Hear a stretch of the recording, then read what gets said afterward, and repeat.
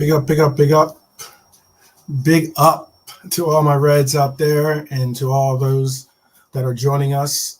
I am the Liverpool 12th man, and I am the voice of the believers. The voice of the believers for sure.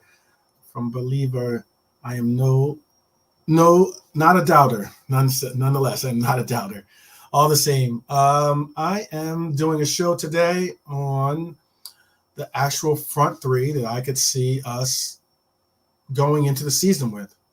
There's been a lot of speculation as to where and what we're going to do with the season this year with this front three and the importance that this season has on this club in general is all riding on a lot of what we're going to be seeing go down with the new additions that we've had to our midfield, the new emphasis of new roles, a new emphasis of roles, or new definitions of roles for some of the front three that we look at in our club. And what it is today I would like to be going over and getting into is primarily who will make up our front three and exactly what are we looking at as being this, what I'm calling the Fab Five. Okay, I know that's a reference that goes to a couple of different entities, one in America here with the Fab Five reigning from Michigan, but all the same, this is the Liverpool Fab Five in my book, and I believe that the Fab Five that we're looking at with this team could be one of the most versatile and certainly in the most deadly front five that we are looking at. Maybe we can even call them the five deadly venoms. Okay, maybe we can do something along those lines. I should have thought of that earlier, but all the same,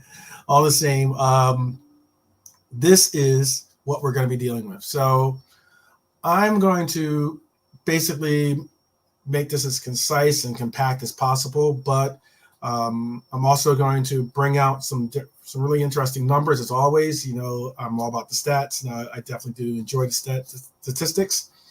And I also wanted to bring about, bringing into frame what exactly it is that we're looking at with this front five. So let me just bring up this to the stream. So this is basically our front five that we're dealing with, or front five. I'm saying front five, but as in the front options that we have for our team going into the season. I'm very interested to see. I know a lot of people have been really putting a lot of emphasis and a lot of attention towards our preseason, but let's be honest. It is preseason. It is to me is primarily more involved with how we're going to have, what kind of legs we're going to have underneath us, like the endurance. Are these people going to be in shape? Are they going to be able to deal with the rigors of a long schedule? Because I know that coming on to Europa, we're going to possibly be playing even more games than we did with Champions League. So with that said, this is what our front five consists of right now. Currently, as we have Cody Gakpo, and we have Mo Salah, we have Diego Jota, we have Darwin Núñez, and Luis Diaz. Now, these five options, I think, are incredibly talented. Oh, cool. And I do have a guest that is with me now. I'll bring you on right now, Quasi, actually. Bring on Quasi. How you doing, sir? I want to audition, but I'm not certain if he'll be able to make it or not, or hopefully he will. But This is Quasi Bold TV, people. Quasi Bold in the house. Thank you. You hear me fine? Good. Today, what I was bringing some of the people in on is that we're just taking a look at our front five. Mm-hmm. And I'm saying front five as in, obviously all five most likely will not play together all at once, but all the same, these are our options, I'm saying. And I was basically on quite a few times, and you and I have spoken about it in the back office a couple times too. I think that this could be possibly our most volatile, like most deadly front five that we might have the the pleasure of seeing. Do you agree with that, or what's your feelings on that? I'm very excited about these guys because I think they are more lethal than our famous front three. Yeah. Because our front three, they were just dangerous. They scare people. These guys are more of they are goal scorers. Yeah. As much as people don't want to give credit to Nunez is a good goal poacher. It's just we haven't got the system perfectly set up for him yet. Of course, everybody knows what Salah does. Jota, do we need to say more? Mm-hmm. And Gakpo is just the new guy who is just Bobby 2.0, Yeah. So Right. and that's Bobby with goals.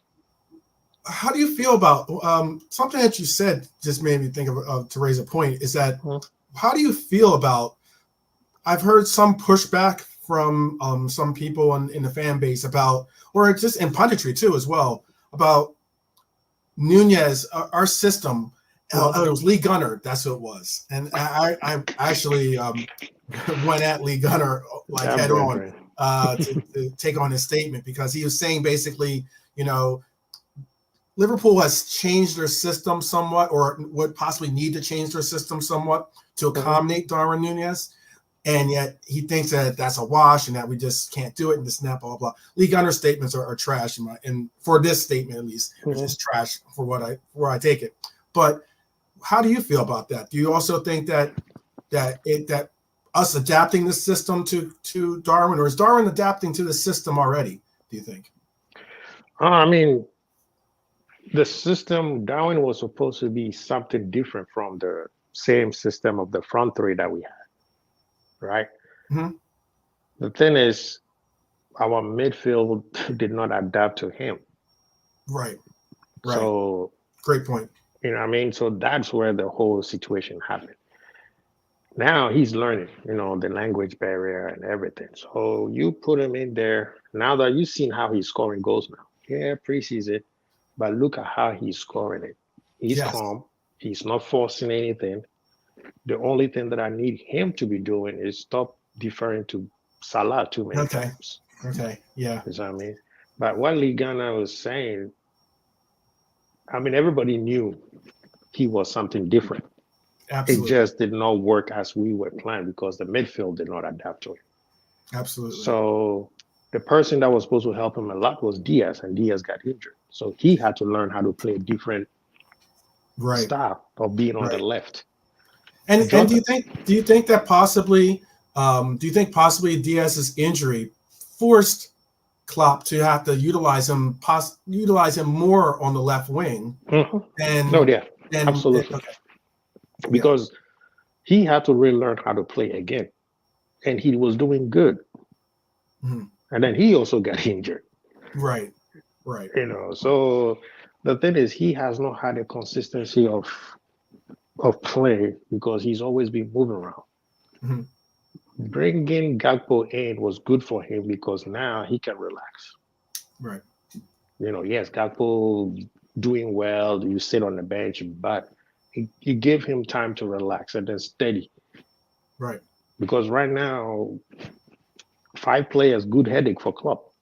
It is. It really is. And that's something that we've all been asking for. Do you think that we need another component possibly? Do you think that there is another, should we try to look for an addition? Because I'll bring up this graphic right here too. Mm-hmm. This is the current ages of our players that are in that front five. Do you think that we need an addition? Do we possibly need someone in that 23 to 25 age range for a right wing or for a possible, Salah successor? If I'm greedy, yeah, why not? Why not? But the problem is Klopp already have those. He has Elliott, he has Szoboszlai. Right. And Bendo possibly too. And yes. So, and then also you have Diaz who could also play that side. Hmm. Hmm. So yeah, the one that I would want would be somebody who could just score goals, Okay. like a goal poacher, just stand in the box all the time. You're speaking for the number 9 or for a Salah replacement you want? For the number 9. For a number 9, sure. Because if Salah is not there, you could push Diaz there. You could put Elliott there, but something that we haven't had in a long, long time is a Torres, El Nino type. Oh, absolutely. You know, Absolutely. I know. I got slated for mentioning El Nino when Nunez was about to enter or join our team. yeah. And I don't know if you've seen them too, but there was a host of Twitter and Instagram and all different and YouTube montages of goals that El Nino scored for us and Hmm. goals that Nunez has scored in his career at least, and how Hmm. they had similar characteristics in some of the things. I'm not saying he's El Nino, of course not. El No, Nino is I can see the similarities. I can see the similarity. The difference is we don't have a Gerard.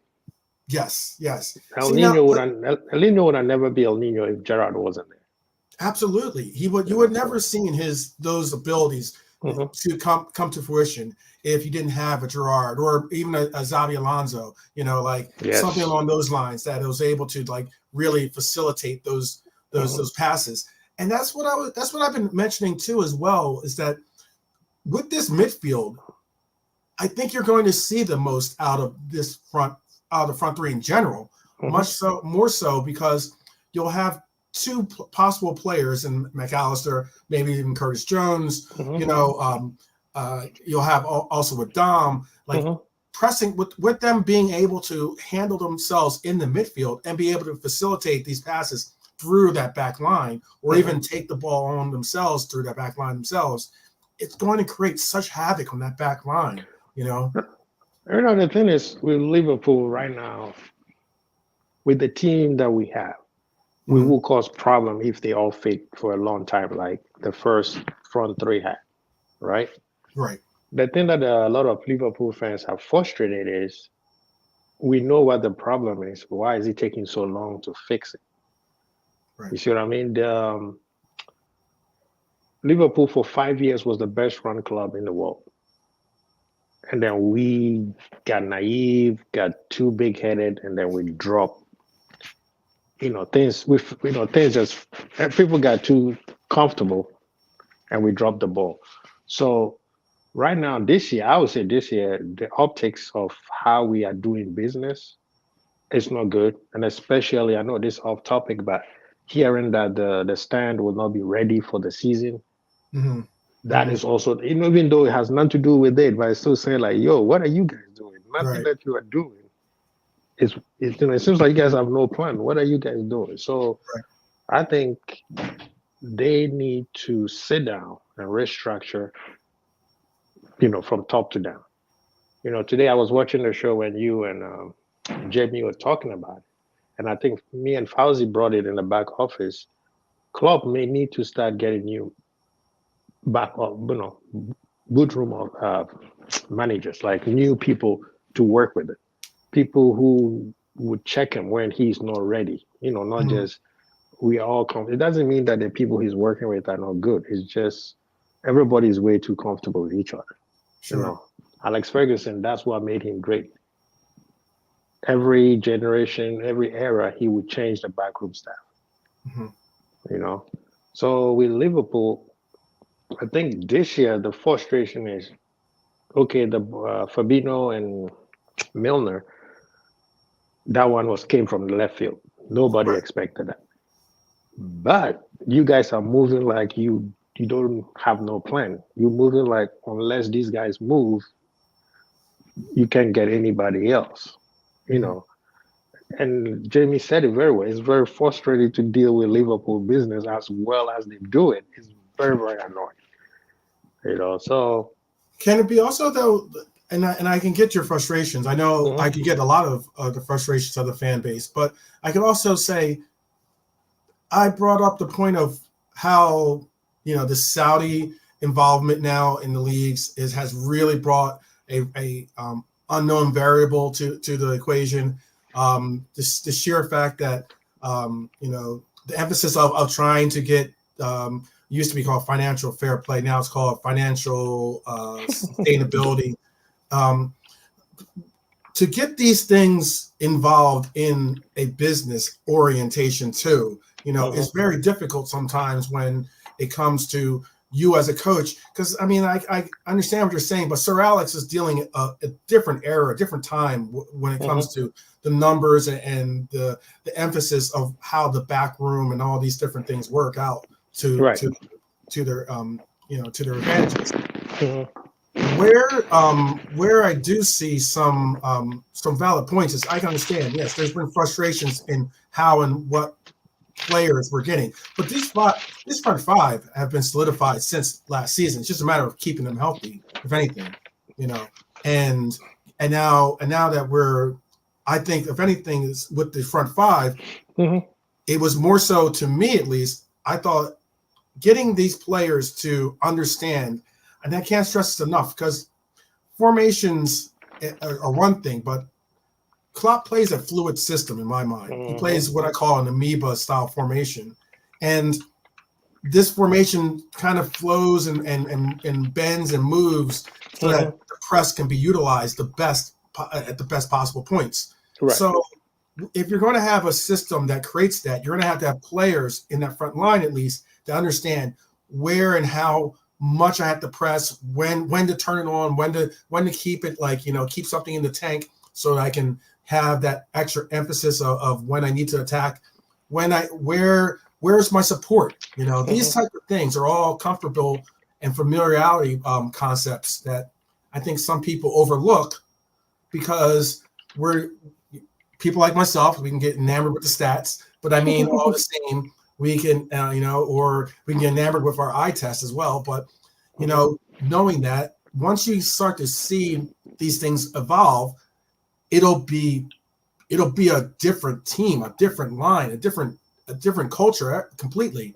And I think that one thing we often neglect to say is that front line of Mane, Salah, and Bobby, they knew each other so well that despite the fact that they're certainly individuals in their own right, it was the fact that they understood their roles. They understood they just enjoyed playing with each other because they knew of each other's capabilities. They knew that those players would have their back when it came to need where, you have to work hard, but guess what? Other players working hard as well to cover you if anything, I think that's one thing that we were going to have to really look to see with this front line.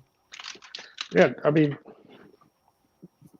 you could see from the midfielders he's getting, there's been a change, right? I don't know about how hard they're going to work. They're not going to work as hard as those front three did. That's not going to happen. If you try, you're going to get a lot of injuries. Mane barely got injured. Salah never did. Bobby, the system. You're not going to get those front three in a very long time. And LFC needs to be boisterous about it and said, we had the best front three of the generation. A lot of teams copied it, Right. I'm not saying we didn't start it, but the style of how they play is what you have with Arsenal now. Right. You know what I mean? So these guys, you could even say Pep has taken from it as well. Yeah, Pep had in his book. The people just have to read his book. He says it all, But these ones are going to be more fluid because you could see the interchange in how he's making changes. I think he's going to he's not going to play them consistently like he did Mane, Salah, and Bobby. Do you think they're going to have more rotation now? Is that what you're basically saying? He's definitely going to have more rotation. He's definitely going to have because if you don't, there's two of them that could get very, very unhappy real quick. Like you said, all of them can score goals. All of them work hard. Right. So if you keep him on the bench too long, a lot of people are not going to be happy. Okay, well then with that point then, and chat, please do tune in too with your comments as well. Mhm. What was different about the Salah, Bobby, and Mane front three, and then having like, Origi, or having hopefully, I don't know if I lost you or not, but hopefully you're still Oh, there. I'm still here. Okay, let's make sure. Having Origi, and then possibly even having, or Ataki as Mhm. as a backup.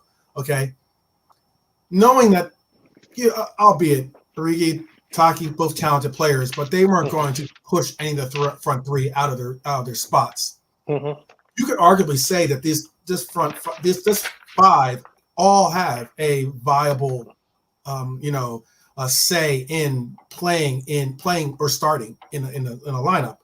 So with that said, your comment about, are people are going to get angry? Do you think that's going to happen? Do you think do you think they're going to have to say, because I know that often you could see Mane when he got subbed Mhm. out, he got pissed. Yep.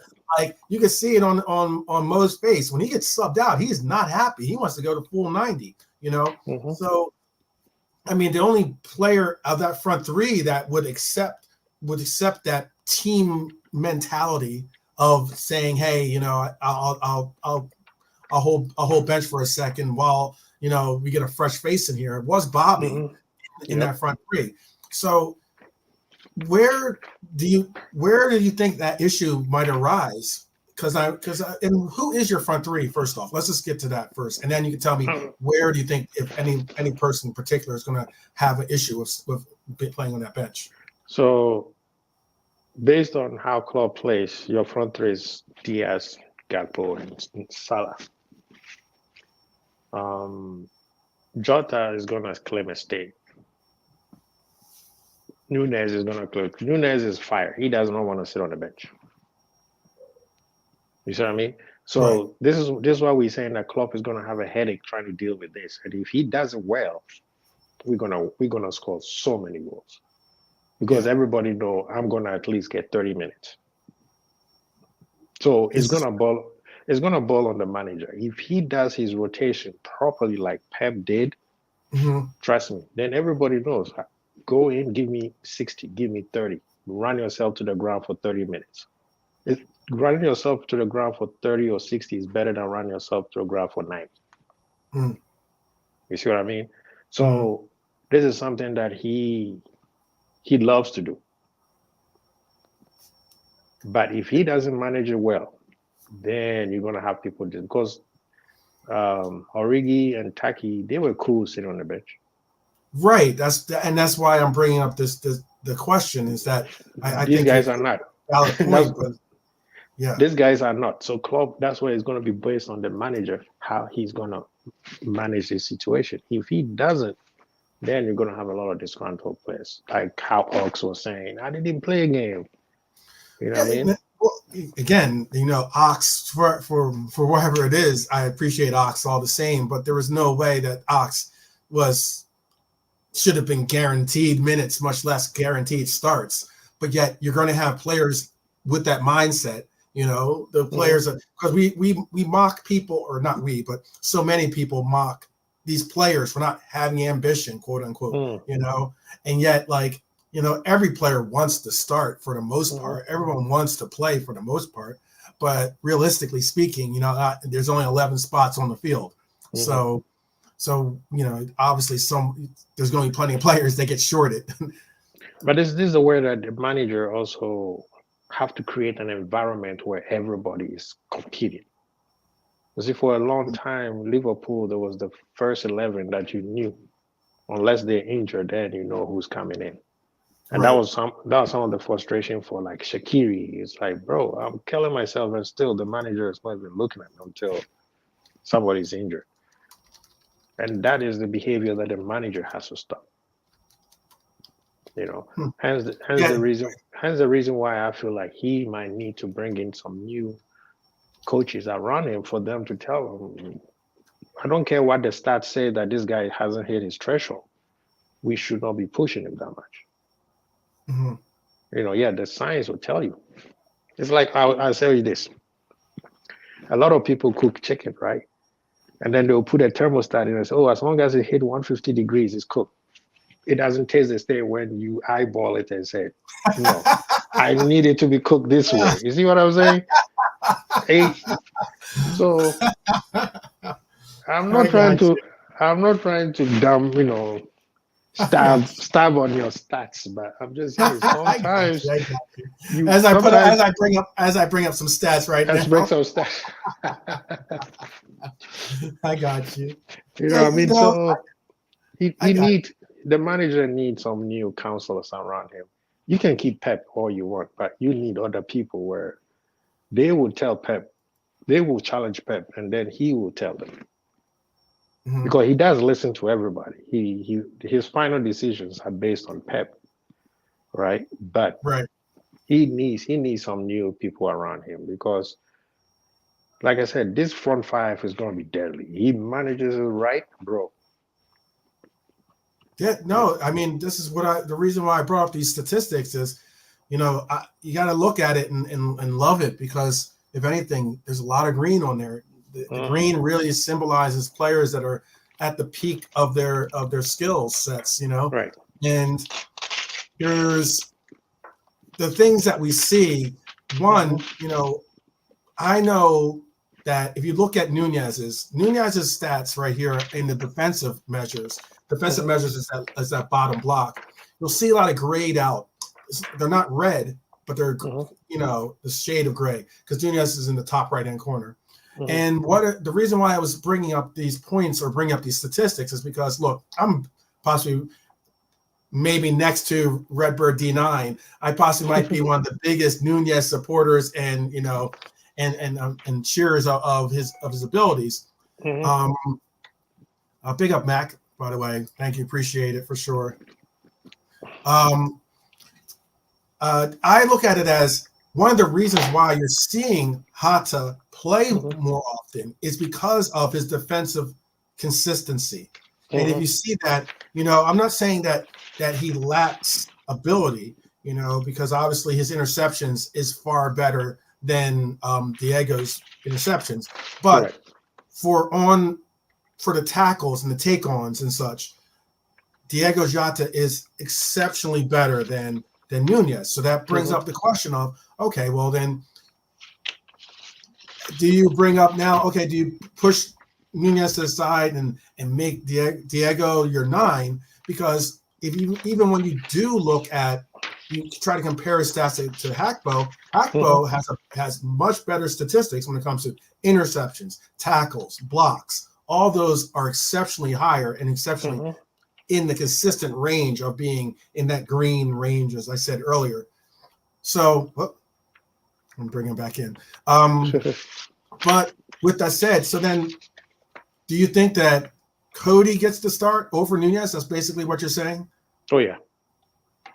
At this point, yes, and that's because Cody gives Klopp that comfortability of, oh, it's Bobby. Nunez. I'm telling you, Nunez for like high games like against City, Man U, Mm-hmm. Arsenal, at Anfield. Mm-hmm. That's where you're gonna be seeing a lot of Nunez because Nunez feed off the fans. What's So interesting too, yeah, Nunez I mean, like that's the one thing that's very interesting too is that mhm, you can tell Nunez is beloved by the Anfield crowd, mhm, considering the amount of love and attention that they shower him when he's on the pitch. But if you did play hypothetically a Hackpo in the center role, which is going to be interesting twist because mhm, you normally don't give a player the number 9 and then not play him in the number 9 position. But mhm. but if you're going to have Nunez as an option as a replacement or as an option for that left wing position, Mhm. who you said that you wanted to start Hata at the left wing? Yeah, because the thing that I like about Jota is he comes in from the left through the middle, right? He doesn't go all the way to the top like Diaz does. Diaz wants to go all the way to the top and then bring back to the right. Jota, he just cuts in from the middle straight to the nine.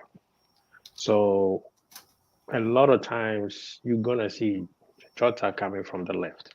Mhm. Um, the thing that I'm seeing Klopp is trying to do is don't be surprised he played four out of the five in the game. Oh, Are we still here? oh no, you hopped in and Okay. out. Okay. So don't be surprised you see four out of those five in starting again. Mm-hmm.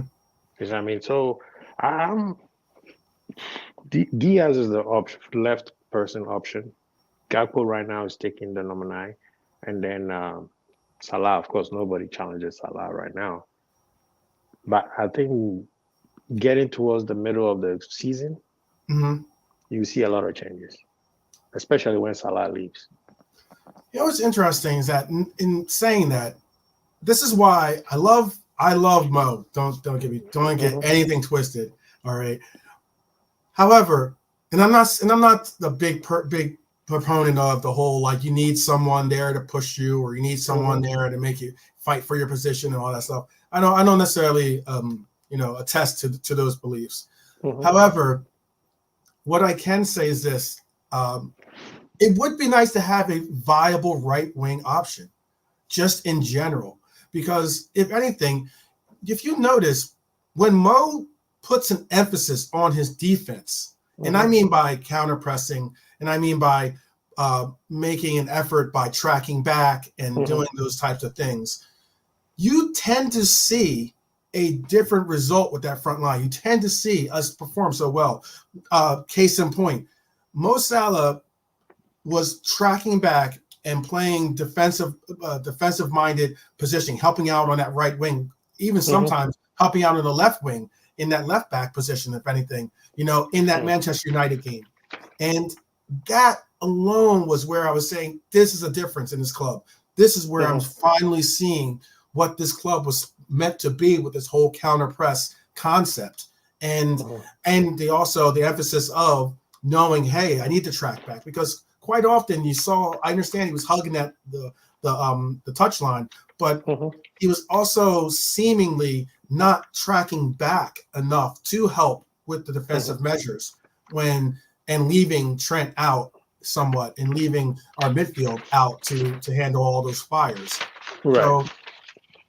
It's one of those things because there was something, I don't know if you heard this or not today, but apparently we put out a loan offer, or not a loan offer, a offer to do what we did with Naby, which is buy the player and then allow for him to be on loan.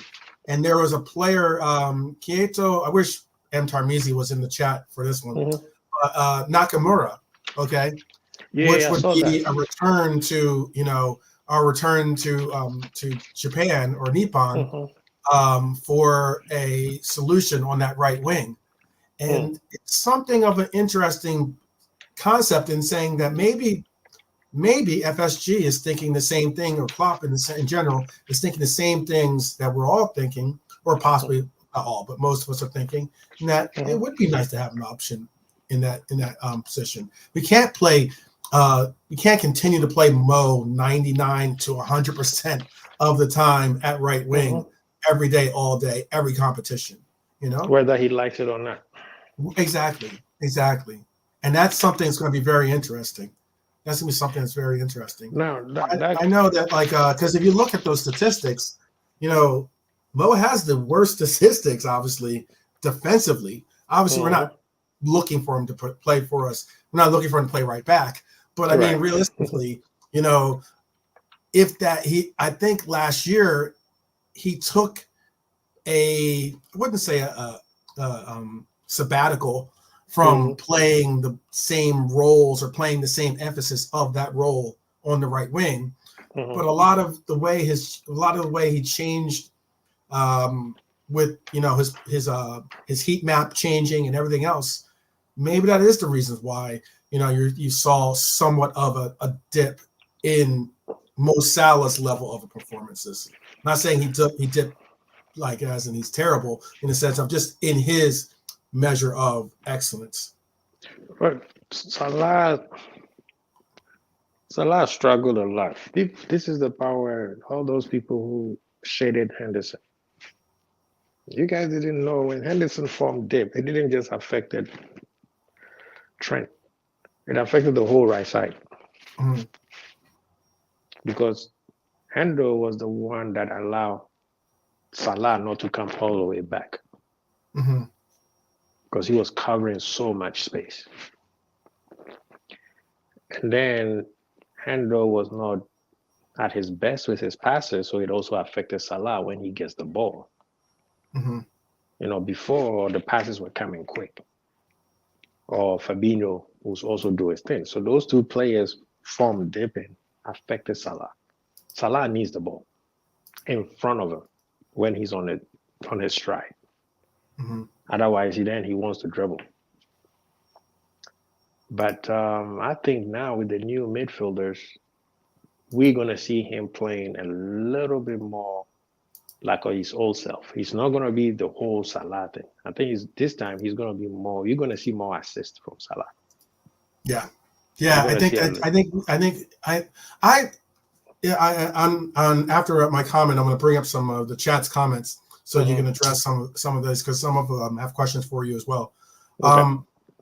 I wanted to say that Mo's transition, especially when he was he won the top assist with Trent that year. That was meaningful to me in that it showed his ability to round out the sense of knowing that the emphasis and attention was going to be drawn to him as a goal scorer. It was going to then create more opportunities for those around him to score goals. That's just natural mathematics in my book, So him being able to create those opportunities and recognize those opportunities is immensely important for us. And yeah, you're right about that. I'm looking forward to what kind of numbers we're going to get. I don't necessarily know if Mo is going to get the Golden Boot again this upcoming season, but I know that he's going to definitely score and have a boatload of assists as well. I don't know. I don't know if he's gonna get the Golden Boot, but he's gonna score a lot of goals. He's going to definitely score. Yes, He's gonna eat. Salah always eats, so that one I don't have a problem with that. The only issue I will have with the team is the youngins. Mm-hmm. The youngins are the ones that are more. Are they gonna work hard to break through that mold? Right now we've seen CJ had a great summer. I don't want him to get comfortable and start acting like if he doesn't get the way he wants, start dropping. Yeah. You see what I mean? If we don't get in there, you got to break you got to let the manager know, bro. You see me in training, you see me in games. You can't keep playing the same thing. Make the manager uncomfortable. That's what some of our players have not been doing for a long time, and it's very frustrating. No, I get you. I get you on that. Let me bring up some of these comments for us to deal with. So Trap Joe is saying, I have a feeling there will be great chemistry with our front squad, especially when Mo and Hata are more mature now to be team players. And the thing is, I agree with him because especially Jota is not going to work himself so hard like he has in the past because he was trying so hard to be the next man. Reason why his squad kept, not his squad, his calf muscles kept breaking up. Yeah. So that's what I'm saying. The manager has to manage the rotation very well. If he does, trust me, it's going to be really more frustrating for the players because they'll be like, no, I want to keep playing. I want to keep playing. They're like, nah, sit down. Yeah. Yeah. And then it also build this thing of mentality saying, I got 60 minutes and I have to show out. Otherwise, my 60 will become 50. And then it become, you see what I'm saying? Yeah. So that's what you want to build that. And then next person, I know we're not talking about them, but VVD is the one that I want him to be uncomfortable. He's too comfortable. Hold that thought too, because I have Redbird has a question too, but I'm going to deal with the front three because a lot of his front three, and then Redbird has something that is remotely associated to our But okay. defensive issues as well. So let's see. Philly Liverpool FC says his front three would be left wing Cody, striker Nunez, and right wing King Mo. Okay. Very cool. Yeah, That's pretty cool. That's a different that's a take. very Like, I know that's a Cody, very different take. Yeah. yeah. A lot of people, not many people have really been putting. Even though he did play some left wing for us, and actually played quite a bit of left wing, considering yeah, not many people have been taking that take. That's a great take. Mac is saying for Chelsea, this is what I'm looking at. He's looking at Hakpo, Diaz, Salah, Jota, and Nunez to I don't know. This guy come off the bench or something. To come off the bench, I believe. Yeah. Okay. Redbird saying, Joe, I reckon Darwin and Salah will have great chemistry. Just let Klopp be the scientist and we'll cook. I agree with that completely. Trap Joe is saying also, I think Dom and Elliot can cover for Mo on the right when Trent helps them out. Yep, I agree to that. That's good. That's good. Agree. Probably Dom as cover. Same Mac. This is a question. Can't Diaz be that guy to be the backup for the right wing? That's a question. What are your feelings on that? Yeah, that's what I was saying. Diaz could also play the right side. He won't have a lot of goals, but he'll have more assists because he doesn't shoot well with his left. So yeah, and he did get an opportunity to play, I think at least once, if not twice, on that right wing for us, being Diaz. Yeah. So it's interesting to see when he does. Yeah, this is Max saying the same thing I just said. Didn't Diaz play their one game last season? I think he did, or no, he definitely did. But I believe he might have even played there twice, but I'm not positive on that one. Salah, Nunez, and Diaz are my typical front three. Trap Joe is saying Salah, Nunez, okay, and Diaz, okay. That's my front three. To be honest with you, that's I can really see that being possibly the most versatile front three.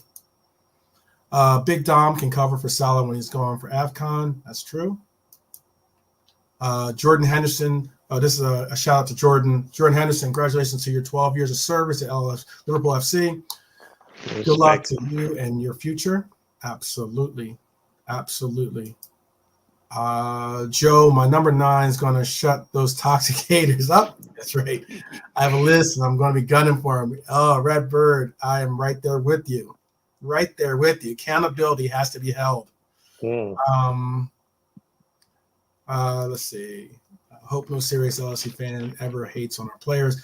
Unfortunately, Mac, you know what? The toxicity of fans today has definitely, everyone's welcome to opinions, everyone welcome to different takes, different analysis of how they feel towards different players and everything else. But there's been quite a bit of toxicity that has been growing amongst our fan base, and unfortunately not being called out to task. I think unfortunately. No, and some people have personal issues and they put it on the player. So yeah, absolutely. And the thing is, the good fans, we who call ourselves the good supporters or the good fans, we need to call these people out. Yeah. Even if they're your favorite content creator or your favorite journal or whatever, we need to call them out. There's a lot of them out there, and you guys keep supporting them. You can keep supporting them, but you have to let them know we disagree with this type of, verbiage around our players. Right. Because we got our own people, and look at how some people treating Henderson. They want him out, and he's leaving, and they're still making. This is Liverpool.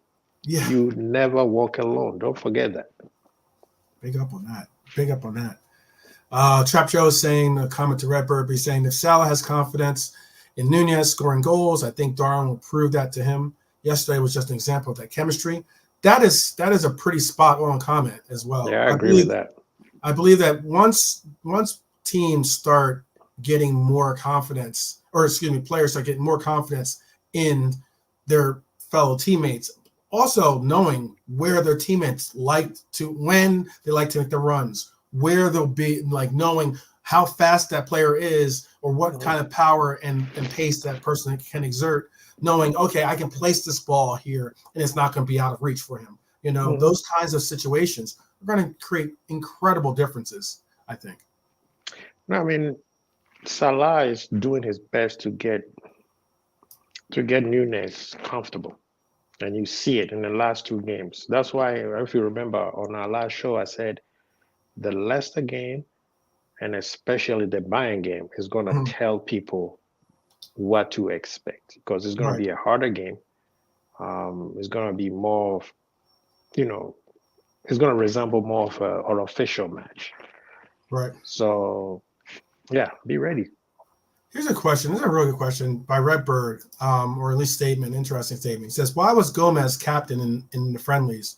It should have been Salah. He deserves it. Gomez may be the longest serving player, but he definitely doesn't deserve to be anywhere near that armband, in my opinion, or in his opinion, I should say. Let me get a crack at that. Yeah, go ahead. Redbird, my man. When it comes to leadership, you have to respect hierarchy. Joey has been there for a long time. A lot of times, a lot of people think that captain should always be the best player all the time. No. We have no idea how these guys interact with each other behind the scenes. Thank you. Thank you. That's so spot on. That's the thing that people don't. They always think, oh, it's just for PR. No. If Salah do something like, I'm going to go behind his back and get a captainship, a lot of his teammates going to look at him like, bro, you ain't right. Right. Joey might never be the second captain. It might be Salah. But until then, you respect how it's handled. Could it also have been simply too, you know what? We need Joey to get his confidence back. Yep. We need him to get his confidence back. And if there is anything that will symbolize your teammates, the coaches, in saying that they believe in you, it's giving you that armband. I mean, maybe that was just a way of like trying to inject some confidence back into him to say, I get it, you're not playing well. I get it, you're not playing well. But however, we're behind you. We believe you. We believe in you, And it's also responsibilities. Yeah. We put pressure on Joey. Yeah. You see what I mean? It's not now just all the tasks. Sure. Now you have to, yes, you have to step up. Yeah. It's a psychological game. Yeah. Salah don't need a band to be a leader. This is the thing that people need to understand. Salah, Virgil do not need a band to be a leader. They already are. Yeah. So sometimes the band does not make you the leader. The band just means you can talk to the ref. That's it. Yeah. No, I agree. Like, look, Redbird's captain suggestion is my suggestion as well as being for captain, but it goes to say why at times I don't understand some of the criticisms and takes that we do here, considering one, VVD is a captain of the national team for a reason. Obviously, in that locker room and from the coaching staff, and I believe he's had a different coach as well for the coaching staff. Even so, he's been that captain, for instance. And we can go as far as back as I know people were referencing Henderson, for instance, against Gerrard's ability or presence as being a captain. And I used to think that Gerrard was more of a lead by example style captain. He wasn't really like a scream, get in your face, yell at you type captain that you saw in Henderson, but yet he still exemplified a true captain for this club because he would, we obviously saw it in 2005 when he, basically put the team on his back and brought such confidence in their abilities and beliefs to get them over the line. But even so, I see that in the similar sense of Virgil van Dijk, for me at least, because he has those same characteristics of Gerrard in not being that I'm going to like reprimand you in front of everyone and scream and shout. He does do quite a bit of shouting, but I That's mean, why. but That's you why I know, say. That's why I say he does not need to have the band to be the captain. The right, difference between Virgil and Gerrard. Let's be honest. Gerrard was not the most skillful, fancy player. He was hard work and efficient. That's why Henderson was such a student of his. Right? You see some right, identical trait between Henderson and Gerrard. Yes, Gerrard is a far much better player than he is. right, Virgil, everything comes easy for him. yeah, He's so good, everything comes easy for him. Yesterday, yeah, Uncle Albert was saying that on the show. There are some people they don't study because it comes easy for them, and then when the test comes in, they fail. You see what I yeah, mean? So Virgil, a lot of times, and also people have to understand the environment also makes you a great captain. When Virgil is Netherlands, everybody looks at him. That's the dude. If you come to your club and people, one or two people don't like you, it could mess up your whole leadership. yeah. So when you had Gerald being the, show by example, he had Carragher behind him who was barking at anybody. Yeah, exactly. Carragher was his attack dog. You see what I'm Absolutely. saying? Absolutely. Carragher And did there's not no way play. that you could ever say Carragher was, on the level of a Gerrard as in talent, Exactly. So, So yeah. he made sure, Carragher made sure that everybody fall in place. The leader didn't know how to say much. Right. Same thing. Here's something. Here is something. Oh, not to cut you off. I'll say here is something, because Redbird does have a retort to you. This is what he's going to say. He says, "With respect, Quasi, I can only judge leadership on the pitch. I don't see any leadership qualities from Joey on the pitch. He lacks concentration and awareness too many times and costs us bare minimum games." But see, this is the thing. You are conflicting leadership with his skill of his skill. Mm. His leadership and his skill are not the same. That's why a lot of people think that the best player should always be the captain. Messi is a greater player, but is he better captain than Mascherano? No. Right. No, I agree. You see what I mean? I'm not. I understand what Redbird is saying, but that is not why he is the captain. Yeah. No, he says, "I love Joey, but I'm just being real. In the not too distant past, he was a great player. I don't know if I would say he was a great player. He was a good player, but but he's saying great player. Okay. But since his injuries, he hasn't been the guy. Leading by example is one attribute of being a good leader." And how do you know? How do you know? The question is no. Let me put him to tax. How do you know he's not leading by example? That's what I'm saying. A leader is not just what you see on the pitch. The leadership starts from training. Yeah, and I was going to say a lot of the times leadership, and this is something that I think as if anyone's played a sport in their life on a team at some level, you'll understand that practice doesn't seem important. I know I could bring the AI conception and say, are we talking about practice? We're talking about practice. Practice. But at the same time, and when you do see someone in practice giving their all, making that the opportunity to set the tone from the very gate from practice, you know that tone's definitely going to be raised, if anything, once you do get on that pitch for the actual match. That much I can agree with, and I can say that I wasn't the biggest.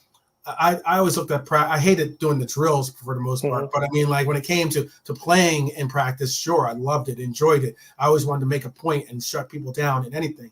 But let me tell this: Fernandino, he barely played. He was injured all the time, but when he played, he always had the captain back. Yeah. Same thing with Company. Right. Leadership is what the whole group decide what it is. If they all respect him. That's what the statement by Philly Liverpool FC said too. Exactly. Maybe the players voted for him for captain. Maybe or maybe Klopp went to some of the leaders in the group and asked them who would be your vote for being captain wearing the Exactly. armband today. You see, a lot of you guys also looked at it from the Manchester United lens. Oh, Maguire is useless. What's the name? What's that guy? Bruno is the good guy. Right. Are you sure Bruno is a better captain than Henderson? Oh no, From Bruno's everything. No, yeah, closely. Redbird. I want to get your answer on that. Redbird, can you tell me how you've seen Bruno act during games? Do you think he's a better captain than Henderson or Joey? No. Yeah. There's so many different type of leadership, right? But the one that you see, you'll be like, okay, he's not the best player, but this guy. And that's what Henderson was. Right. No, I agree with that completely. I think that sometimes that armband is just a ceremonial thing. It's just a ceremonial thing. And two, especially in a preseason match and something on those lines. But I really think, truthfully, to answer my own perspective, I'm not in the locker room, so I don't know. But all the same, I could say that if I were to take a stab in the dark to say why they gave Joey the armband, it's primarily just because you're trying to insert some type of confidence into this player. You have to figure out some way of getting this player out of his head and being able to bring back that old Joey that we all loved and appreciated, and whichever means of bringing it out, let's figure it out and get it there, because there is a good player in Joey. I personally think that he should be playing center back. My 2 cents would be I would be playing him at right back instead of center back, and that could possibly bring back his ability or his appreciation of the game and everything else. But yeah, that's just my. And I think also, and then I'm gonna say this. Right. Remember, there are some. Okay, let's look at Messi, right? Messi, captain of Barcelona, goes to PSG. Who was the captain? Yeah. He goes to MLS, and they took the captain from Hobie and gave it to him. Right. Yeah. You see what I mean? So it's the environment. The environment dictates certain things. I guarantee you, if Messi comes to Liverpool, he's not taking the armband. Not even from Joey. I promise you that. Because the manager is building hierarchy. Respect the culture that we have. Now, if the whole team says, you know what? Hey, this is Messi, man. We will listen to him. No, then guess what? Yeah, take it. Didn't CR7, because this is something Liverpool FC said. Didn't CR7 wear the armband a couple of times for them as well? But you see, he forced himself to be that. You are not a leader when you're forcing yourself to take it from him. Yeah, it may show boisterous, it may show that, oh yeah, that's the guy. No, because other people don't like that type of leadership. Right. Respect the hierarchy. Yeah. There's things about it. That's the reason why this is a show about the front three, but let's keep it real. And I know we're on a tangent with the captain armband. No, we're gonna mishandle. We're gonna miss. I think we're all feeling the Henderson thing. Yeah, you're absolutely right about that. But yeah.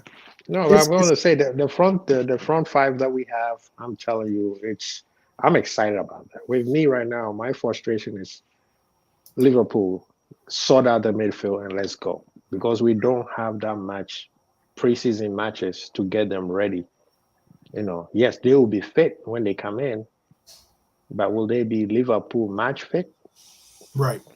Is that not only a concern with the amount of time that we do have? Oh wait, hold on 1 second.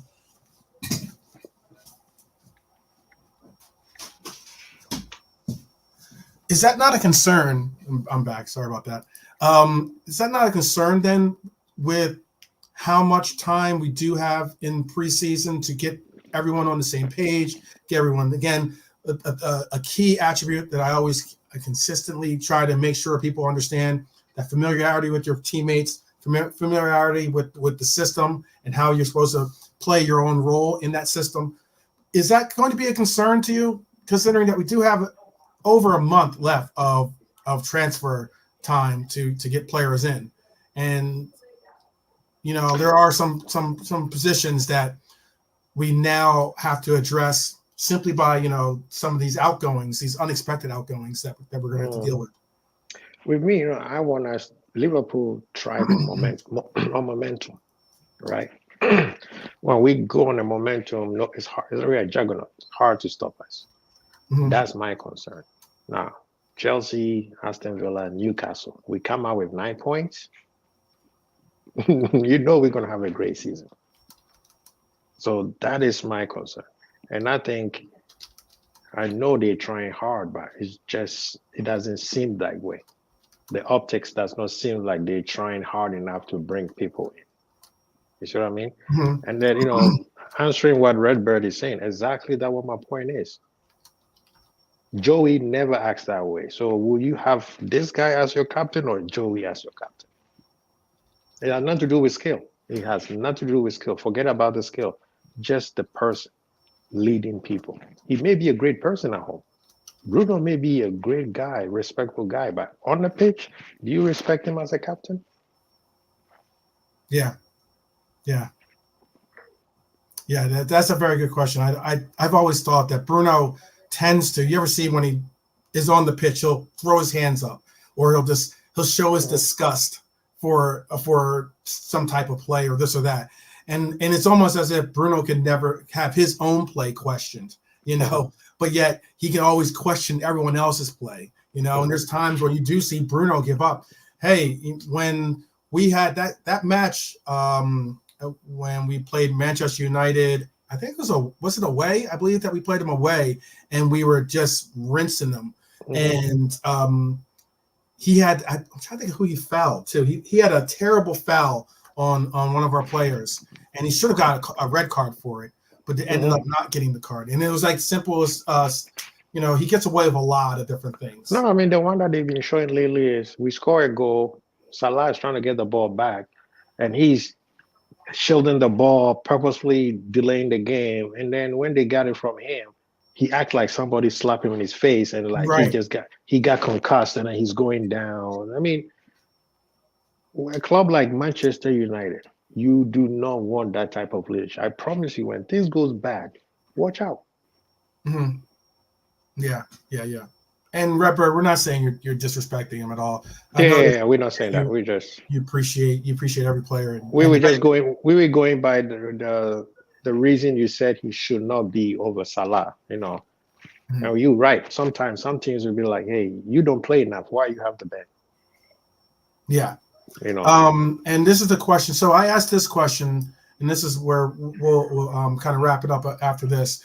I asked a question to the chat and everyone else: is that are you confident in the position and format of the club so far, or currently, and going into the season, or what do you believe will bring you peace of mind and comfort going into the season? Like, what is there places and positions that we still need to emphasize getting a player in now, or are you okay? Would you be okay with the current, staff or current form of our club with the youth additions playing possibly bigger roles and such? Bring me 2 midfielders and a defender, and I'm good. That's when I'll go into the season chill. Otherwise, I'll always be worried. We're like one injury away from something bad to happen. Mm-hmm. If I get 2 midfielders and a defender, I'm good. At this point, I don't care who they are. Just bring them in. So you want 2 defenders, basically? You said 2 midfielders. 2 midfielders. Yeah. But you want 2 defensive midfielders, or you want 2 midfielders in general? In my ideal world, I want a player like Coutinho and a DM. So you want a Coutinho style player? Yes.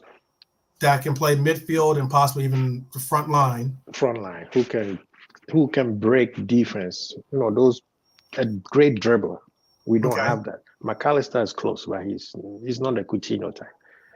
Thiago will hit you with the pass. Thiago pass will break you down.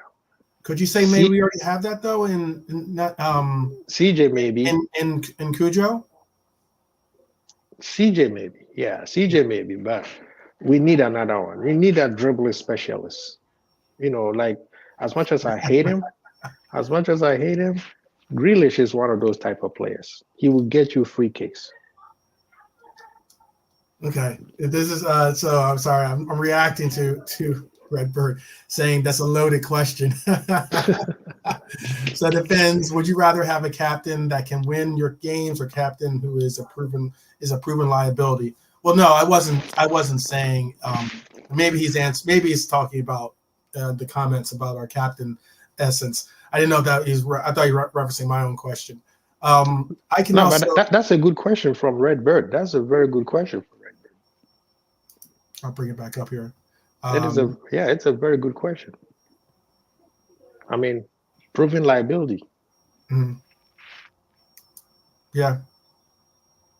This is Trap Show is saying confidence-wise, I'm not sure about Klopp's formations and strategies. I hope he adapts more than last season. Okay. Mm-hmm. I agree with that too. Then Mac is saying something which is really concerning me is our homegrown quota. That's a very, very good point. With Nat Phillips, who I believe is going to be leaving the team. Lavia is considered homegrown, isn't it? I don't believe he is. He's just that he's under 21, so that's where we get. That's and he so comes from the so we don't have to register him. He's come from the academy. I'd have to double. I'd have to. I think he comes from the city academy. He definitely comes from the city academy for sure. Yeah. For sure, but you know what? I do know this. I do have that stat, so I can pull that up. I do know that he is a player that he doesn't qualify for homegrown this year, but next year he does. That's why City was going to go back for him. Yeah. So, I'll even double check for that because I have a statistic or a graph on our youth and the case, but at least just on homegrowns. I have a whole folder just on homegrowns. So that is an issue, and he's right to bring that up. You know, Nat Phillips is about to possibly be leaving to Leeds. You know, we've just lost Henderson, we just lost Milner, all three homegrowns, obviously on our roster. It limits our ability then to go out and get more international players. You know, so that is certainly a definite concern. Looking for my homegrown thing. I can't find it, but I'm almost positive that he becomes a homegrown player in the following year. Let's see. Let's wrap up some of these. We're going to wrap up here, but let's knock some of these last comments out, and then we can end the show here. Trap Joe is saying we need still another right back, especially if TA is moved into midfield. Interesting. I don't think TA is going to be moved. I don't think he's going to be moved either. I think they're just going to give him a free roll. Yeah, I think that he's going to continue to allow for him to do that whole, roaming concept, and but I think he's going to primarily still try to play him at right back. I know people are getting all giddy with him being in the midfield right now, playing the six or doing those types of things. I don't think that's why we are being linked with a center back, because Joey. I think Joey is not going to play center back at Liverpool under Klopp again. I think he's going to deputize Trent. Yeah, I agree with that too. Let me pull this up too here. All right. Next comment is, and I found my homegrown little thing. Let's see. I can show you what this was.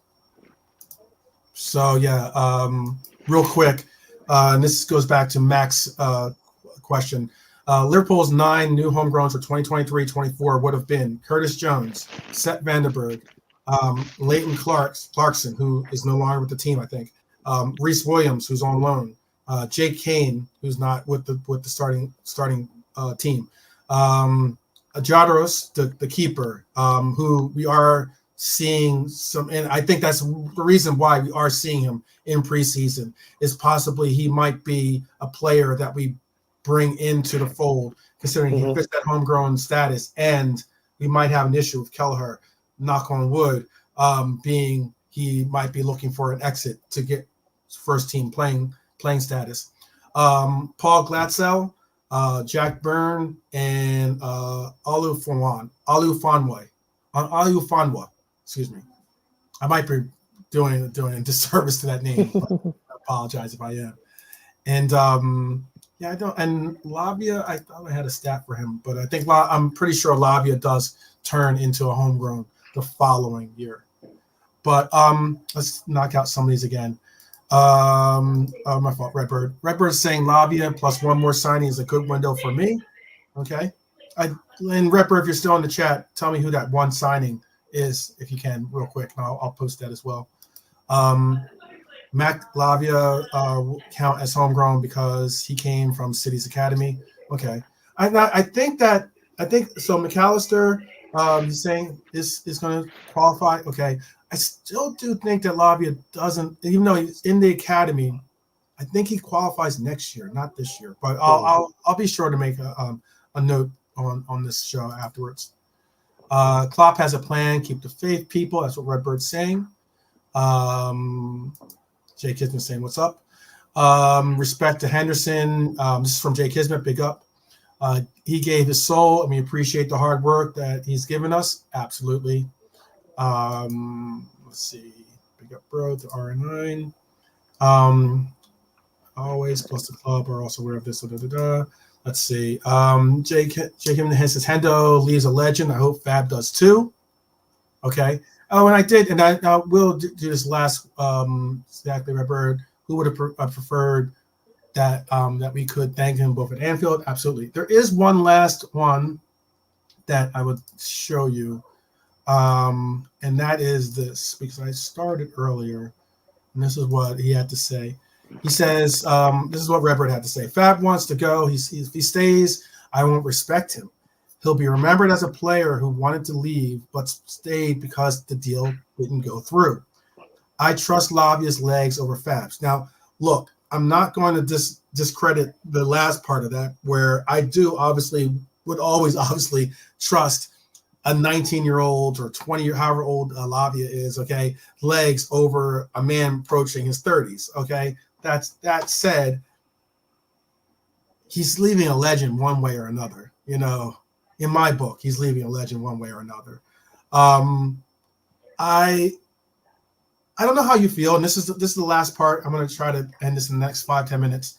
But I don't know how you feel about this. But unlike Redbird, if this deal falls through, and it will suck because I already did a homage to Fab and his existence and as being a Red, you know.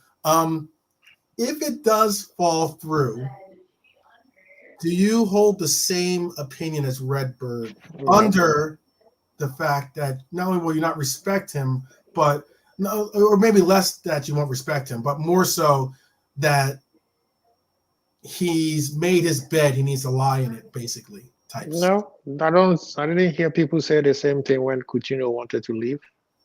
A lot of people kept saying, let's bring him back. Let's forgive him. Let's bring him back. I was one of them. Okay, I was one of them. Trust me on that. You know, Coutinho midfielders. Yeah, Coutinho did worse than what Fab was. He was presented with an opportunity. He spoke with the manager. The manager gave his blessings. If Klopp didn't want him to leave, he would have said stay, and Fabinho would have never left. Coutinho, Klopp did everything gave him the captain band. Mm-hmm. Yeah, and he still left. No, if he stays, it's good for us because then he could help Lavia with, teach him and then go. But eventually he's going to leave, and we were hoping he's going to leave next year. Right. But that's the thing about it, and this is what I'll say to Redbird. This is what I'll say to the chat. For me personally, I wouldn't mind because the money's. It is what it is, Let's look past the 40 M's that they're talking about getting in. That whatever the cost of these new players coming in, that's all on FSG's back. But when it comes to me for this point, is that I would prefer, especially if we're going to go in for Lavia, I would prefer to have Fab, a well-mentored mentor, okay, to be in that senior role, okay, and then be able to have in that DM role, be able to monitor his minutes, because Fab's minutes were ridiculous if you look at it, okay. And again, I was stating on Jamie's show too. I think that the main reason why Fab had a fall off is because we neglected the fact that we rushed him back too soon, I believe. And by rushing him back to service so soon, it ended up creating a little bit of a fall off in his ability to keep up his performances. Right. But again, back to my point is that if we have Fab in this role, we could then see a midfield that could, or at least a DM midfield that could consist of a Fab, could consist of Lavia, could consist of Bashetic, not having to rush Bashetic back into some overplayed minutes. And we could also even maybe mix into the fold what I've been suggesting, a Thiago in that role as well, to mix it up, to change it up a little bit, to do something on those lines. That's where I am with the Fab thing. If he comes back, I'm cool with it. If he leaves, I'm cool with it. Whichever happens, I'm hoping the best for him, but I'm also believing one way or another it'll benefit Liverpool. And people forget that he's also a right back.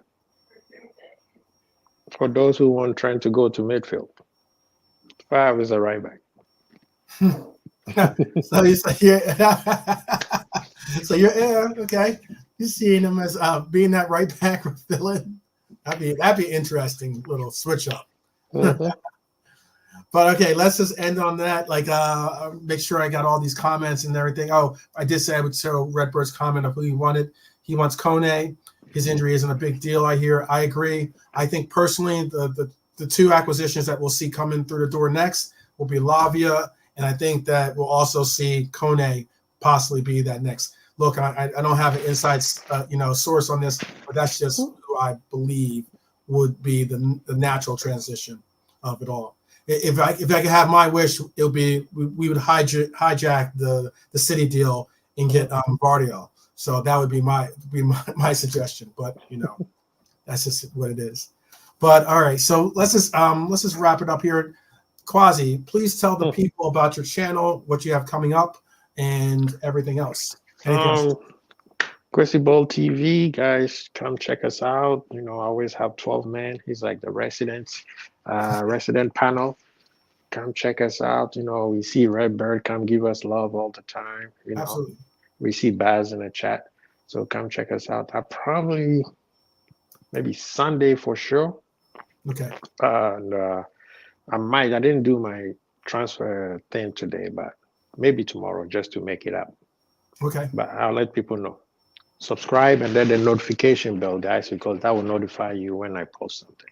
Absolutely. Subscribe, like, share, primarily. Most of all, share and comment. Those are some of the biggest things that you need to do, because sharing obviously gets the message out, brings the great commentary, content creators like Quasi Bowl TV and the others, the long list of others, to the fold, and being able to show love and show that true manifest of true. You'll never walk alone. And that's why I'm going to end on this. I'm going to say this. This is something I'm going to start ending on. Look, You'll Never Walk Alone is not just a song. It's not merely an anthem. It's a statement of intent. And by subscribing, liking, commenting, and sharing, this becomes a movement to empower all of us as Mighty Reds. So big up to my brethren, my Mighty Red brethren here. Big up to all the Mighty Reds in the chat. Big up to all the non-Reds that come and look at this show. Maybe you become Reds. We can all aspire to be better people. But but all I'm saying, all love. Appreciate you showing your love. Appreciate you showing support. And for that, we're gonna say peace. Peace.